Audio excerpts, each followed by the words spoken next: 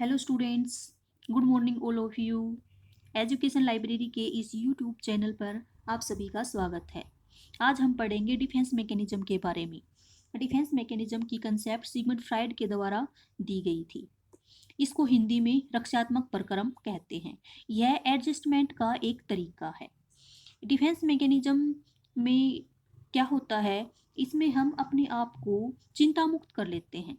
जैसे बच्चे से कोई गलती हो जाती है तो वो उसका परिणाम अपने ऊपर न लेकर माता पिता पर, टीचर पर या किसी और दोस्त पर थोप देता है। ऐसा क्यों करता है? हम सब में कॉमन टेंडेंसी है ये अपनी गलती को दूसरों के ऊपर थोपना।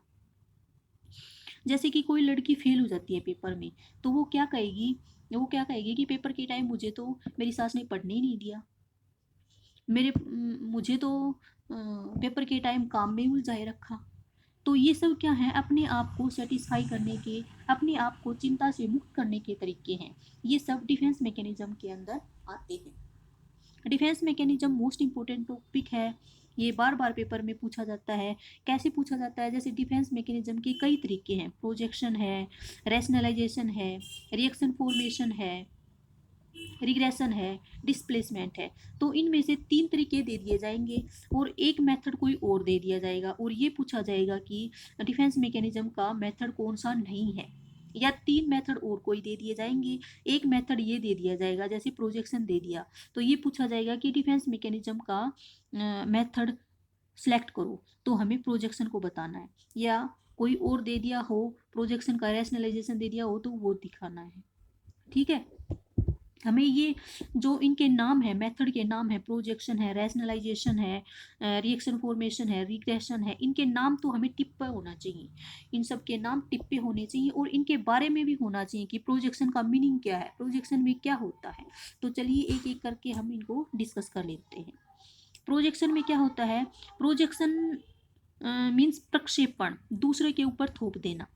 जैसे मान लो घर में कोई भी कप टूट जाता है, किसी बच्चे से कप टूट जाता है तो मम्मी क्या कहेगी? तोड़ दिया ना कप।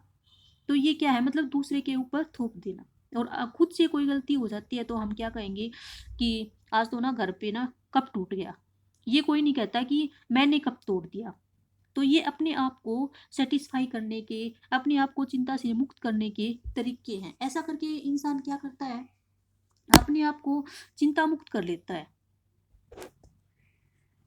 अपने आप को चिंता मुक्त कर लेता है, यानी कि अपने आप को क्या कर लेता है? टेंशन फ्री कर लेता है। ठीक है, एंजाइटी से बाहर हो जाता है वो। इससे वो क्या हो जाता है? उसका जो मेंटल बैलेंस है ना, बना रहता है। ये सिगमंड फ्राइड ने बताया था। इसके बाद है रैशनलाइजेशन। रैशनलाइजेशन युक्तिकरण। जैसे कि लोमड़ी को अंगूर मिले नहीं तो उसने क्या कहा कि अंगूर खट्टे हैं। जो चीज़ हमें मिलती नहीं तो हम क्या कहते हैं? ये तो मुझे चाहिए नहीं। जैसे एक एग्जांपल देती हूँ। मान लो किसी लड़की ने बीएड का एंट्रेंस टेस्ट दिया और उसका सिलेक्शन नहीं हुआ, और किसी ने पूछा कि तूने बीएड का एंट्रेंस टेस्ट दिया था, उसमें क्या हुआ? तो वो क्या कहेगी? अंकल मुझे तो ना बीएड में एडमिशन लेना ही नहीं था, मुझे तो ना टीचिंग में जाना ही नहीं, मैं तो बैंक की तैयारी कर रही हूँ। तो ये क्या तरीका है? अपने आप को चिंता मुक्त करने का तरीका है। ठीक है, ये रैशनलाइजेशन के अंदर आता है। रिएक्शन फॉर्मेशन, इसमें क्या होता है? प्रतिक्रिया निर्माण, रिवर्स रिवर्सल फॉर्मेशन, मन के विपरीत व्यवहार करना। जैसे हमारे मन में कुछ और होता है और हम दूसरों को भाषण कुछ और दे देते हैं। क्या होता है? मतलब मन में जो होता है ना, उसके विपरीत व्यवहार करना। जैसे हम खुद तो वो काम करते नहीं, जैसे हम खुद तो माता पिता की रिस्पेक्ट करते नहीं और दूसरों को कहेंगे माता पिता की रिस्पेक्ट करनी चाहिए, ये करना चाहिए, वो करना चाहिए। ठीक है, जैसे नेता लोग होते हैं, उन नेता लोग सबसे ज़्यादा भ्रष्टाचार करते हैं और भाषण क्या देंगे कि भ्रष्टाचार नहीं करना चाहिए। ठीक है, यानी कि विपरीत व्यवहार करना किसके अंदर आएगा? रिएक्शन फॉर्मेशन के अंदर आएगा। फिर नेक्स्ट हमारा क्या है? रिग्रेशन। रिग्रेशन में क्या होता है? प्रतिगमन, गोइंग बैकवर्ड, बचपन में लौट जाना। कई बार क्या होता है कि जैसे कोई औरत है या कोई आदमी है, उसे गलती हो जाती है तो वो क्या करेगा? फूट फूट कर रोने लग जाता है। इससे हमारी क्या होती है? आत्मा को शांति मिलती है, हमारा मन हल्का हो जाता है। तो ये रिग्रेशन का एक तरीका है, यानी कि डिफेंस मैकेनिज्म में रिग्रेशन का एक तरीका है। ठीक है, इसके बाद आता है डिस्प्लेसमेंट। डिस्प्लेसमेंट यानी कि विस्थापन। विस्थापन कर देना, अपना गुस्सा किसी और पे निकाल देना, हमने विस्थापन कर दिया, हमने अपने गुस्से को विस्थापन कर दिया, यानी कि स्थानांतरण कर दिया। जैसे मान लो कोई आदमी है और उसके ऊपर ऑफिस में डांट पड़ जाती है, तो वो घर आके क्या करेगा, अपनी बीवी को डांटेगा या बच्चों पर गुस्सा निकालेगा। तो इससे क्या होगा, उसका ईगो शांत हो जाएगा। इससे क्या होगा, उसका ईगो शांत हो जाएगा, उसकी आत्मा को सेटिस्फेक्शन मिल जाएगा और उसका जो दिमाग का जो संतुलन है वो बना रहेगा।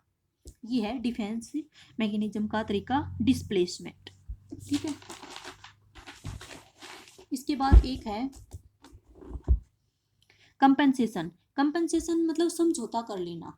कंपेंसेशन होता है समझौता कर लेना। मान लो कोई बच्चा पढ़ाई में अच्छा नहीं है, पढ़ाई में अच्छा नहीं है तो वो खेलों की ओर चला जाता है, खेलों में अपने कैरियर को बना लेता है। और कोई बच्चा खेल में अच्छा नहीं है तो वो पढ़ाई में अच्छा प्रदर्शन करके और अपना कैरियर बना लेता है। तो कंपेंसेशन मीन्स समझौता कर लेना, किसी चीज़ से हम समझौता कर लेते हैं। सिंपैथी, सहानुभूति, जैसे किसी बच्चे के साथ या किसी आदमी औरत के साथ कुछ गलत हो जाता है तो चार आदमी आके और उसको मतलब उसके प्रति सहानुभूति दिखाते हैं, यार तेरे साथ ये अच्छा नहीं हुआ, बहुत बुरा हुआ, ऐसा नहीं होना चाहिए था। तो इससे भी इंसान को क्या मिलती है, शांति मिलती है, उसका मन हल्का हो जाता है। इसीलिए तो ये देखा जाता है किसी के घर में मिस हैपनिंग हो जाती है तो चार आदमी आते हैं, तो इससे भी उनको क्या होता है, सेटिस्फेक्शन हो जाता है। और ये भी एक तरीका है, सिंपैथी जी डिफेंस मैकेनिज्म का एक तरीका है। इसके बाद day dreaming. Day dreaming means imagination. जैसे कई आदमी क्या होते हैं, इमेजिनेशन ही करते रहते हैं कि काश मैं प्रधानमंत्री होता। जैसे कोई बच्चा फेल हो जाता है, ठीक है, तो वो क्या करता है कि काश मैं पढ़ लेता। तो इस टाइप से जो बातें होती हैं वो डे ड्रीमिंग के अंदर आती हैं। रिप्रेशन। रिप्रेशन मीन्स फॉरगेटफुलनेस, भूल जाना, दमन कर देना। जैसे प्रत्येक आदमी की लाइफ में, इंसान की लाइफ में क्या होते हैं, कुछ बैड एक्सपीरियंस होते हैं, तो वो अपने आप को उनसे छुटकारा दिला देता है, या उन सबको दमन कर देता है, बैड एक्सपीरियंस को क्या कर देता है, भूल जाता है।